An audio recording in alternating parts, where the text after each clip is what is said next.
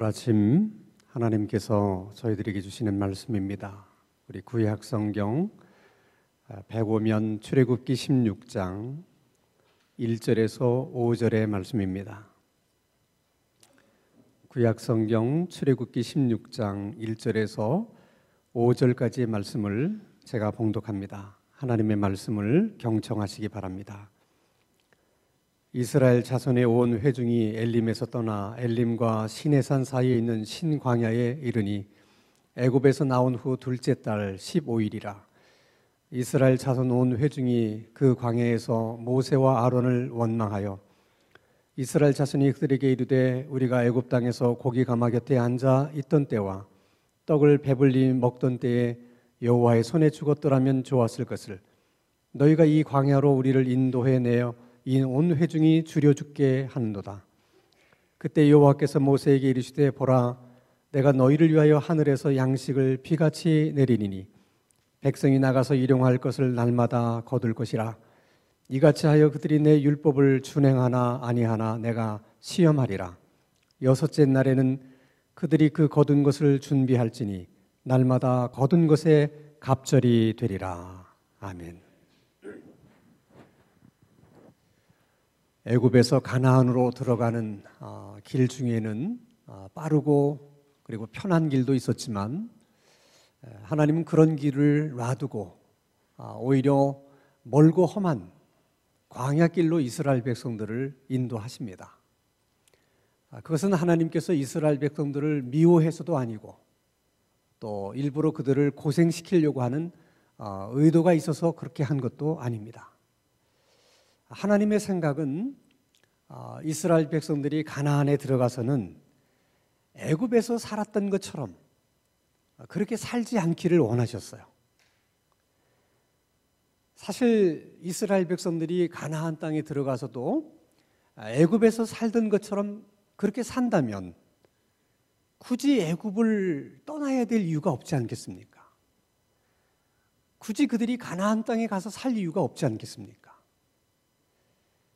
그래서 이스라엘 백성들의 입장에서는 하루라도 빨리 가나안 땅에 들어가고 싶었겠지만 하나님의 입장에서는 조금 늦게 들어가더라도 일단 가나안 땅에 들어가서는 애굽에서 살았던 것처럼 그렇게 살지 않을 수 있는 그런 사람들로 바뀌고 변화돼서 들어가기를 원하셨던 것입니다. 그래서 하나님이 이스라엘 백성들을 광야로 인도해낸 것은 하나님의 백성처럼 살 수 있도록 그렇게 훈련시킬 그 목적 때문에 그들을 광야로 인도하신 것입니다. 하나님은 이스라엘 백성들에게 여러 가지 면에서 바뀌고 또 변화되기를 원했지만은 그 중에서 가장 먼저 바뀌고 변화되기를 원했던 것은 그들의 삶의 태도와 삶의 자세였습니다. 그들은 지난 애굽 땅에서 400년 동안 살면서 자기도 모르는 사이에 그들의 내면 깊숙한 곳에 이 부정적인 의식, 열등감과 피해 의식이 깊게 자리 잡게 됩니다. 그 열등감과 피해 의식에서 나오는 부정적인 감정이 원망이에요. 그래서 이스라엘 백성들은 애굽 땅에서 노예로 살면서 원망을 그의 입에 달고 삽니다. 그걸 하나님이 잘 아시죠. 근데 그들이 만약 가나안 땅에 들어가서도 끊임없이 원망하고 산다면 그건 더 이상 하나님께서 생각하시는 젖과 꿀이 흐르는 땅이 아니에요. 여러분, 사람이 바뀌지 않으면, 삶에 대한 태도가 바뀌지 않으면 환경은 아무리 바뀌어도, 아무리 좋은 환경이 주어진다 하더라도 그것은 큰 의미가 없는 것입니다. 그래서 우리 속담에 집안에서 새는 바가지가 들에 가서도 샌다, 그런 말씀이 있습니다. 사람이 바뀌는 것이 가장 중요한 거예요. 삶의 자세가 바뀌고 태도가 바뀌는 것이 가장 중요한 문제입니다. 자, 그들이 하나님의 인도하심을 따라서 광야로 들어갑니다. 그들이 수르 광야에서 제일 먼저 만났던 문제는 마실 물이 떨어진 것입니다. 자, 그들이 마실 물이 떨어졌을 때 보였던 반응 다 기억나십니까? 자, 출애굽기 15장 24절입니다. 같이 한번 읽겠습니다. 시작. 백성이 모세에게 원망하여 이르되 우리가 무엇을 마실까 하며. 제가 예배 시간에 이렇게 하나님의 말씀을 이렇게 자주 띄워놓고 우리 같이 말씀을 읽어보십시다 그렇게 하는 이유가 있어요. 우리가 일주일 내내 사는 동안에 정말 여러분의 입으로 하나님의 말씀을 이렇게 말해보신 적이 있으십니까? 사실 거의 없잖아요. 여러분, 하나님의 말씀을 귀로만 듣는 것보다는 내가 내 입으로 말하면서 듣는 것은 또 다른 의미가 있어요. 그러니까 목사님이 여러분들에게 전해주는 하나님의 말씀을 귀로 듣는 것도 굉장히 소중한 일이고 의미 있는 일이지만은 여러분의 입으로 이렇게 하나님의 말씀을 말해보는 것은 또 다른 의미가 있는 것입니다. 평소에는 내가 내 입으로 하나님의 말씀을 말하지 못했다 하더라도 하나님을 예배하는 이 시간만큼이라도 마음 놓고 한번 하나님의 말씀을 내 입으로 이렇게 말해보자는 거예요. 조금은 귀찮은 듯한 느낌이 들지만 이것도 훈련이에요. 자꾸 습관을 들이면 내 입으로 말씀을 읽으면서 말하면서 그걸 또 내가 내 귀로 듣잖아요. 그건 또 다른 은혜가 있는 거예요. 자, 그런 의미에서 우리가 다시 한번 출애굽기 15장 24절을 한번 같이 읽겠습니다. 시작. 백성이 모세에게 원망하여 이르되 우리가 무엇을 마실까 하며. 자, 그들이 어려운 문제만 생기면 그 열등감과 피해 의식 때문에 아주 자동적으로 나타나는 반응이 원망이에요. 원망합니다. 그때 하나님은 이스라엘 백성들에게 원망하지 말고 그런 경우에는 모세처럼 하나님께 뭐 하라? 기도하라는 거예요. 자, 우리가 인생을 살다가 마실 물이 떨어져서 마라의 쓴물 앞에 가서 야, 이제는 됐다. 근데 그것이 마실 수 없는 물이었어요. 이렇게 우리의 기대가 무너지고 뭔가 하는 일마다 잘 안 되고 꼬일 때 그때 우리는 무엇을 해야 되는 것일까? 하나님의 말씀은 원망하지 말고 기도하라는 거예요.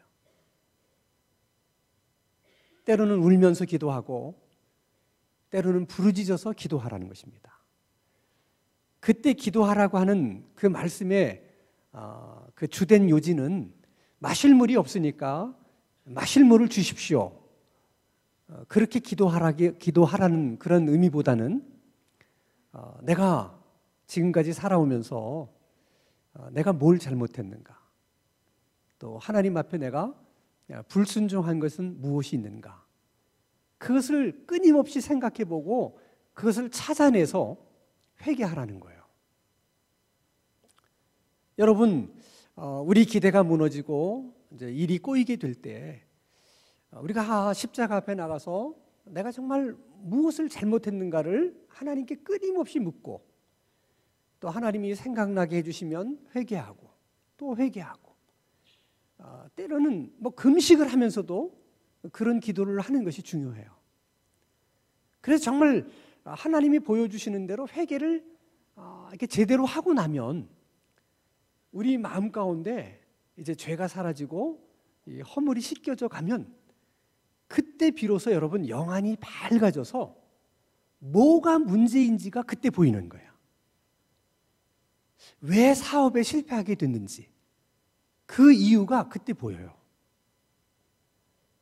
왜 인간관계가 틀어지게 됐는지 그때서야 그 이유가 보입니다.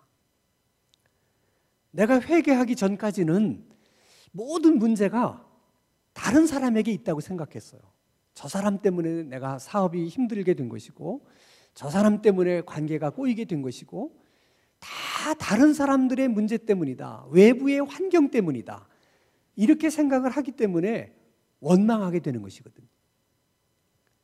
그런데 내가 회개를 하고 보면 물론 다른 사람들에게도 책임이 있었지만 환경에도 문제가 있었지만은 더 큰 문제는 나에게 있었다는 것이 깨달아지는 거야.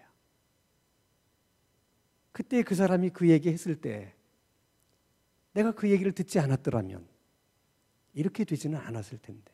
아니, 내가 그 얘기를 들었더라도 그냥 한쪽 귀로 듣고 한쪽 귀로 흘려버렸으면 될 것을 내가 철석같이 그 말을 믿고 내가 했기 때문에 오늘날 이런 어려움을 내가 겪게 된 것이구나. 그렇게 깨달아지면 원망 대신 감사가 나와요. 이렇게 원망이 감사로 바뀌는 순간 하나님은 마실 수 없는 그 마라의 쓴물을 마실 수 있는 단물로 바꿔주시는 것입니다. 그래서 우리 기대가 무너지고 일이 꼬이게 될 때는 원망하지 말고 하나님 앞에 나가서 회개 기도를 많이 하셔야 돼요. 자, 그들이 계속해서 광야를 지납니다. 신광야라고 하는 곳에 그들이 이르렀을 때 그들은 또 생각지 못했던 두 번째 문제를 만나게 되는데 이번에는 먹을 양식이 떨어지게 된 문제였습니다. 자, 출애굽기 16장 1절입니다. 같이 읽겠습니다. 시작. 이스라엘 자손의 온 회중이 엘림에서 떠나 엘림과 시내산 사이에 있는 신광야에 이르니 애굽에서 나온 후 둘째 달 15일이라. 두 달 보름 만에 양식이 떨어진 거예요. 사실 그들이 출애굽을 할 때 모든 것을 충분히 준비할 수 있는 여유나 시간이 없었기 때문에 급하게 나왔거든요. 그런데도 불구하고 양식이 두 달 반 만에 떨어졌다는 것은 그들이 굉장히 아껴 먹은 거야. 근데 여러분, 아무리 아껴 먹어도 시간이 지나면 어쩔 수 없는 거예요. 떨어지게 됩니다. 자, 이때 이스라엘 백성들은 또 어떤 반응을 보였을까? 출애굽기 16장 2절입니다. 같이 읽습니다. 시작. 이스라엘 자손 온 회중이 그 광야에서 모세와 아론을 원망하여. 이번에도 또 어떻게 해요? 원망합니다. 근데 여러분, 원망이라는 게 참 묘해요. 이게 습관이 되게 되면 원망이 원망으로만 끝나는 게 아니에요. 이게 더 발전하게 되면 원망은 사실을 왜곡시킵니다. 그래서 그들이 수르 광야에서 마실 물이 없어서 그들의 기대가 무너졌을 때는 그냥 원망만 했는데 신광야에 와서 먹을 양식이 없을 때는 원망만 한 것이 아니라 그들의 현실을, 실제를 그들이 왜곡하기 시작합니다. 그게 출애굽기 16장 3절의 내용입니다. 같이 한번 읽겠습니다. 시작. 이스라엘 자손이 그들에게 이르되 우리가 애굽 땅에서 고기 가마 곁에 앉아 있던 때와 떡을 배불리 먹던 때에 여호와의 손에 죽었더라면 좋았을 것을 너희가 이 광야로 우리를 인도해내어 이 온 회중이 죽여 죽게 하는도다. 우리가 애굽에 있을 때는 고기도 실컷 먹고 또 떡도 실컷 먹었는데 왜 우리를 아무것도 먹을 곳이 없는 이 광야로 인도해내서 우리로 하여금 굶어 죽게 하느냐, 그런 얘기죠. 여러분, 어떤 노예가 고기도 실컷 먹고 떡도 배가 터지도록 먹는 노예가 있습니까? 여러분, 고기도 마음껏 먹을 수 있고 떡도 마음껏 먹을 수 있다면 그건 노예가 아니에요. 노예의 서름이라는 게 뭐예요? 항상 주인이 먹을 것은 조금 주면서 뭐만 많이 시켜? 일만 많이 시켜요. 그래서 노예들은 입에 원망을 달고 사는 거예요. 근데 그들은 지금 마치 자기들이 애굽에 있을 때는 고기도 떡도 배 터지게 먹었던 것처럼 얘기하잖아요. 이게 현실을 왜곡하는 것입니다. 정말 그들이 애굽에 있을 때 그렇게 좋았어요? 벽돌을 제대로 만들지 못한다고 수도 없이 얻어맞으면서 울었던 얘기는 왜 안 하는 겁니까? 원망이 그렇게 현실을 왜곡시키는 거예요. 그래서 원망을 계속 하다 보면 분노가 일어나는 거예요. 그 분노라는 것이 대부분 현실을 왜곡한 것에서 기인하는 것입니다. 그리고 분노하면서 자기들은 정당하다고 생각해요. 자, 그들이 신광야에서 만난 문제는 양식이 떨어진 것에 대한 문제입니다. 오늘 우리 시로 얘기하면 살다가 돈이 떨어졌을 때, 경제적으로 압박을 느낄 때, 그때 우리는 어떻게 해야 되느냐는 거예요. 그것에 대해서 말씀하시는 것이 오늘 본문 말씀의 핵심적인 말씀입니다. 자, 그 부분에 대해서 하나님은 원망하지 말고 이렇게 하라 하고 말씀을 하세요. 그 내용이 4절입니다. 출애굽기 16장 4절 같이 읽습니다. 시작. 그때 여호와께서 모세에게 이르시되 보라, 내가 너희를 위하여 하늘에서 양식을 비같이 내리리니 백성이 나가서 일용할 것을 날마다 거둘 것이라. 이같이 하여 그들이 내 율법을 준행하나 아니하나 내가 시험하리라. 내가 하늘에서 양식을 어떻게? 비같이 내려줄 것이다. 이렇게 말씀하시는 이 말씀 가운데는 두 가지 의미가 있어요. 너희들은 더 이상 바로의 노예가 아니고 하나님의 백성이라는 거예요. 너희들이 바로의 노예로 있었을 때는 바로가 주는 음식을 먹고 살았고, 음식은 항상 바로가 주었지만 이제는 너희들이 더 이상 바로의 노예가 아니기 때문에 바로가 주는 음식을 먹고 살 이유도 없고, 이제는 바로가 너희들에게 음식을 주는 것이 아니라 너희들이 하나님의 백성이 되었기 때문에 누가 양식을 주신다는 거야? 하나님이 주신다는 거예요. 그러므로 양식이 떨어졌을 때, 돈이 떨어졌을 때, 경제적으로 압박을 느낄 때 원망하지 말고 양식을 주시는 하나님을 바라보라는 거예요. 그리고 또 한 가지 의미는, 노예로 살 때는 떡이 너희들의 삶의 기본이고 근간이었지만 하나님의 백성들에게 있어서 삶의 기본은, 기초는 떡이 아니라 하나님이고 하나님의 말씀이라는 거야. 너희들이 정말 의지하고 살아야 될 것은 떡이 아니고 하나님이고 하나님의 말씀이다. 하나님께서 너희들에게 약속하신 그 말씀을 붙들고 사는 것이다. 이렇게 말씀하시는 거예요.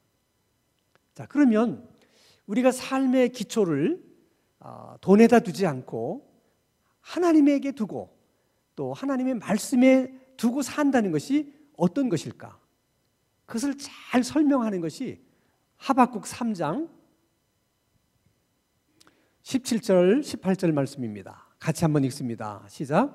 비록 무화과 나무가 무성하지 못하며 포도나무에 열매가 없으며 감람나무에 소출이 없으며 밭에 먹을 것이 없으며 우리의 양이 없으며 외양간에 소가 없을지라도 나는 여호와로 말미암아 즐거워하며 나의 구원의 하나님으로 말미암아 기뻐하리로다. 쉽게 얘기하면 돈도 떨어지고 먹을 것도 떨어지고 그랬을 때에도 너희들이 하나님으로 인하여 즐거워하고 기뻐할 수 있겠느냐? 그럼에도 불구하고 나의 힘이 되신 여호와여, 내가 주를 사랑하나이다, 이렇게 말할 수 있겠냐는 거예요. 우리가 하박국 같은 말씀을 읽으면 얼마나 은혜가 돼요. 근데 저렇게 사는 것은 결코 쉽지가 않습니다. 그래서 이스라엘 백성들이 광야를 4년만 걸은 것이 아니에요. 몇 년을 걸어요? 40년을 걸어요. 그만큼 이 문제가 쉽지 않은 문제예요. 그래서 예수님이 마귀에게 시험을 받을 때도 첫 번째 받았던 시험이 돌을 들어서 떡을 만들라 하는 시험이에요. 네가 돌을 떡으로만 만들 수 있다면 모든 사람들이 네가 말하지 않아도 너를 메시아로 믿고 너를 따를 거라는 거야. 그만큼 인간에게는 똥이 중요한 문제예요. 그때 예수님이 마귀에게 이렇게 말씀을 하십니다. 마태복음 4장 4절 같이 읽습니다. 시작. 예수께서 대답하여 이르시되 기록되었으되 사람이 떡으로만 살 것이 아니요 하나님의 입으로 나오는 모든 말씀으로 살 것이니라 하였느니라. 사람이 떡으로만 사는 것이 아니라 하나님 입에서 나오는 하나님의 말씀으로 사는 것이다. 이때 중요한 것은 예수님이 떡은 다 소용없는 것이다. 그래서 하나님을 믿는 사람에게는 하나님의 말씀이 중요하다. 그렇게 말씀하지 않았다는 거예요. 사람이 떡으로만 사는 것이 아니라는 것은 이 부분부정이에요. 그러니까 사람에게는 뭐가 필요하다는 거야? 떡이 필요하다는 거예요. 그걸 주님도 아세요.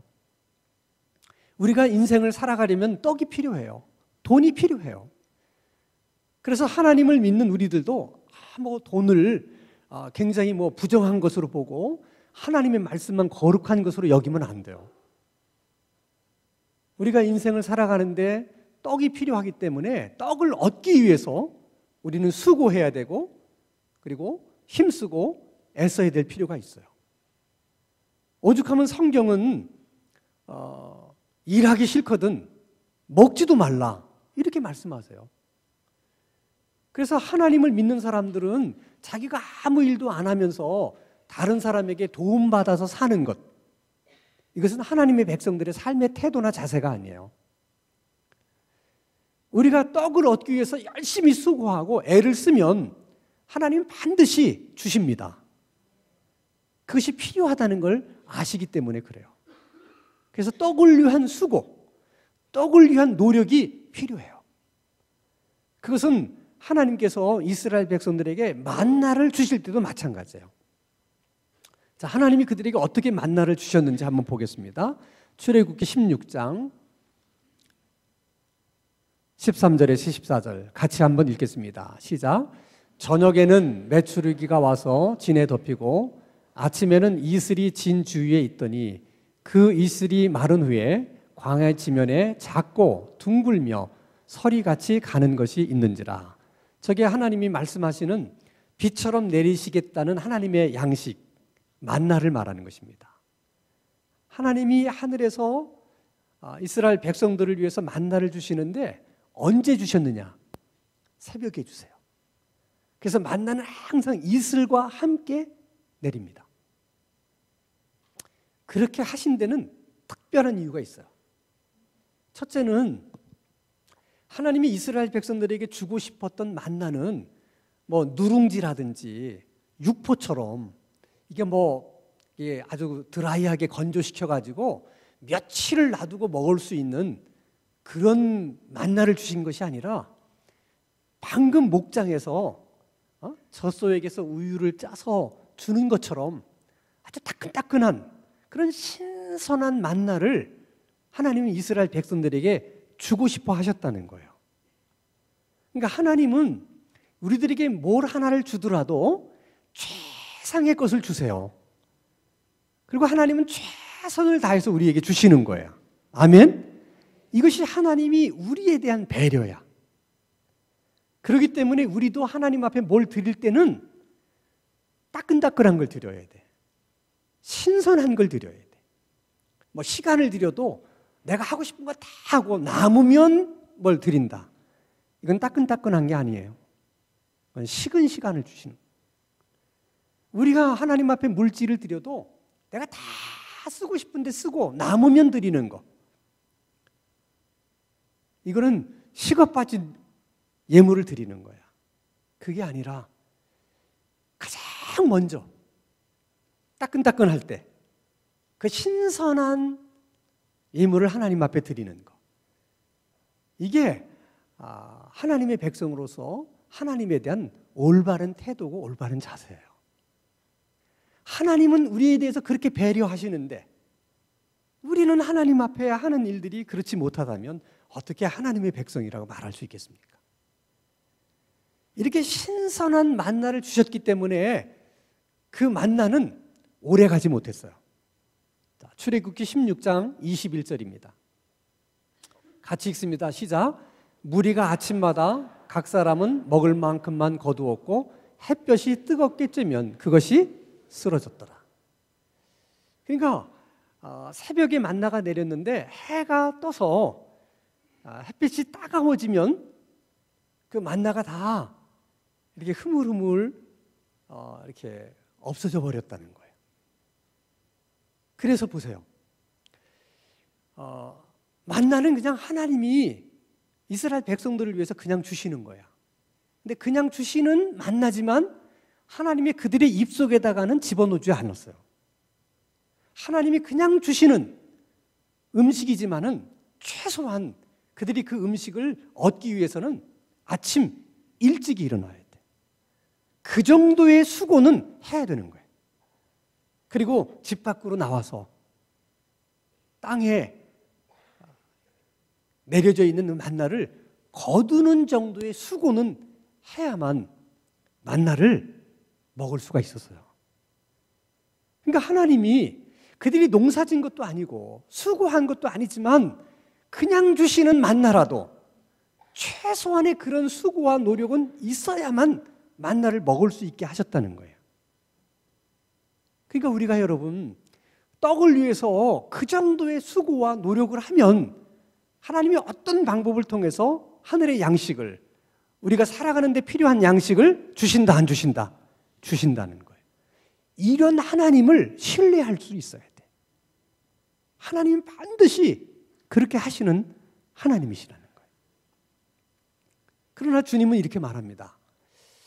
떡이 그만큼 중요하지만 그래도 하나님의 백성들은 그 떡 때문에 사는 것은 아니라는 거예요. 떡이 삶의 기본이 되거나 기초가 돼서는 안 된다는 거예요.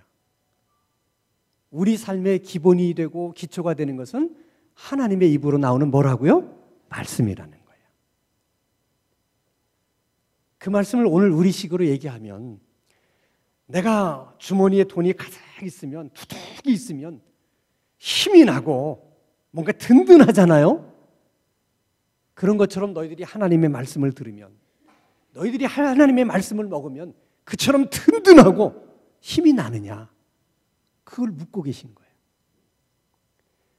우리가 그렇게 되도록 계속해서 훈련하고 그렇게 살아야 되는 이유는 그래야지만 우리가 어떤 일을 만나고 또 어떤 일을 겪게 되더라도 우리가 원망하지 않고 감사할 수 있다는 거예요.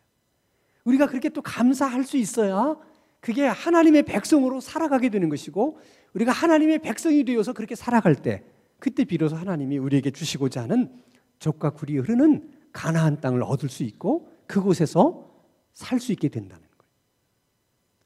우리가 이렇게 교회를 나오고 또 하나님을 믿는 사람이라고 하지만은 끊임없이 어려운 일만 생기면 원망하고 불평하고 계속 그렇게 살면 그건 하나님의 백성으로 사는 게 아니에요. 그리고 우리 생각에는 아니 먹을 것이 떨어졌으면 뭐 원망이 나오지 뭐 안 나옵니까, 목사님? 그래서 우리 생각에는 먹을 것이 떨어졌기 때문에 원망하는 것이 당연하다고 생각해요. 근데 하나님의 생각은 그렇지 않으세요. 원망이라고 하는 것은 먹을 것이 있고 없고의 문제가 아니고 많고 적고의 문제가 아니라는 거야. 원망은 하나님을 신뢰할 수 있느냐 없느냐의 문제고 삶에 대한 우리의 태도와 우리의 자세의 문제지 절대로 있고 없고의 문제가 아니라는 거예요. 그 예를 하나님이 이렇게 말씀하세요. 민수기 11장 5절 6절입니다. 같이 읽습니다. 시작. 우리가 애굽에 있을 때에는 값없이 생선과 오이와 참외와 부추와 파와 마늘들을 먹은 것이 생각나거늘 이제는 우리의 기력이 다하여 이 만나 외에는 보이는 것이 아무것도 없도다 하니. 자, 그들이 만나를 얻기 위해서 뭐 한 일이 있습니까? 그저 아침 일찍 일어난 거 하고 집 밖으로 나가서 하나님이 땅에 내려주신 거 그냥 거둬들이는 것밖에는 한 게 없어요. 그런 이스라엘 백성들에게 40년 동안 하루도 빠지지 않고 하나님 만나를 주셨어요. 그런데 이스라엘 백성들이 지금 뭐라고 얘기합니까? 왜 먹을 것이 만나밖에 없냐는 거야.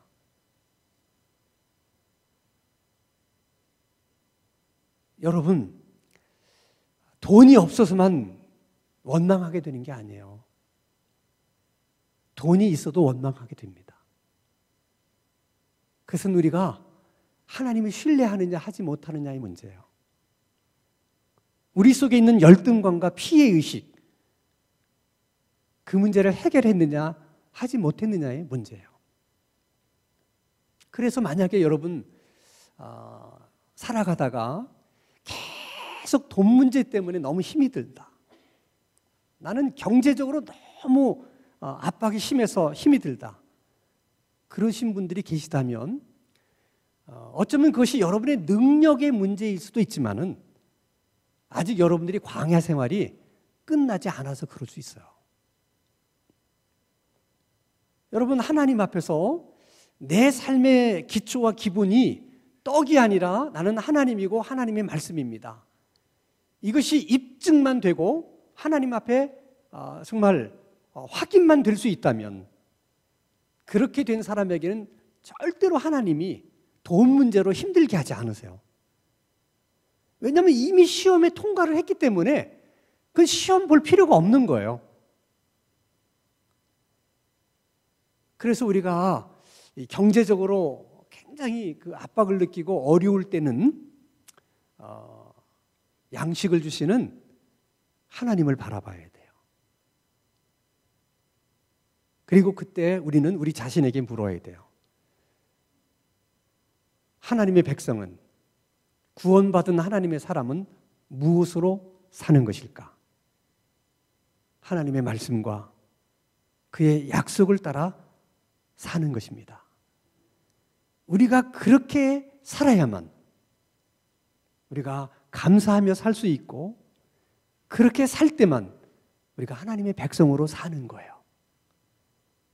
그렇게 살기만 하면 하나님의 백성들에게 주시겠다고 약속하신 젖과 꿀이 흐르는 가나안 땅, 그것이 물질이 되었던 무슨 명예가 되었던 하나님이 반드시 우리에게 주시는 거예요. 그리고 이미 주신 분들도 그렇게 살아야만 비로소 그때 하나님이 주신 가나안이 될 수 있는 것입니다. 돈이 다 떨어졌을 때 그 돈을 주시는 하나님을 바라보시고, 구원받은 하나님의 백성들은 무엇으로 사는지 다시 한번 생각할 수 있는 우리들의 신앙생활이 될 수 있기를 주님의 이름으로 축원합니다. 기도하십시다. 거룩하신 아버지 하나님, 사람이 떡으로만 사는 것이 아니요 하나님의 입으로 나오는 모든 말씀으로 사는 것이라 말씀하신 그 주님의 말씀을 항상 우리 마음 가운데 담고 살아갈 수 있도록 이 시간 은혜를 베풀어 주시옵소서. 떡을 얻기 위해서도 게으르지 않게 하시며, 또 우리 삶의 기반이 떡이 아닌 하나님의 말씀과 하나님의 약속에 두고 살아갈 수 있는 우리들의 신앙생활이 되게 하여 주시옵소서.